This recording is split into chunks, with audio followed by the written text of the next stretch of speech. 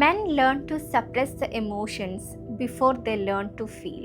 കുട്ടിക്കാലം തൊട്ട് ഓരോ ആൺകുഞ്ഞും കേട്ട് വളരുന്നത് കരയരുതെന്നും കരയുന്നത് വീക്ക്നെസ് ആണെന്നും അതുകൊണ്ട് എപ്പോഴും സ്ട്രോങ് ആയിട്ടിരിക്കണം എന്നുള്ള വാക്കുകളൊക്കെ കേട്ടാണ്. അതുകൊണ്ട് തന്നെ ഇമോഷൻ എന്ന് പറയുന്നത് ഓരോ പുരുഷനും വീക്ക്നെസ് ആണ്. റെസ്പോൺസിബിലിറ്റി എന്ന് പറയുന്നത് അവൻ്റെ ഐഡൻറ്റിറ്റിയുമാണ്.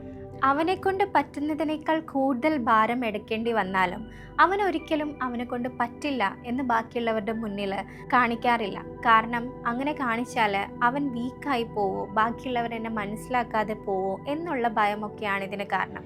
അവൻ അനുഭവിക്കുന്ന സങ്കടങ്ങളും വിഷമങ്ങളും പോലും അവൻ തൻ്റെ ഫ്രണ്ട്സിനോട് പോലും തുറന്നു പറയാത്തത് ബാക്കിയുള്ളവർ താൻ വീക്കാണെന്ന് ചിന്തിക്കുമോ അല്ലെങ്കിൽ തന്നെ ജഡ്ജ് ചെയ്യുമോ എന്നുള്ള പേടി കൊണ്ട് മാത്രമാണ്.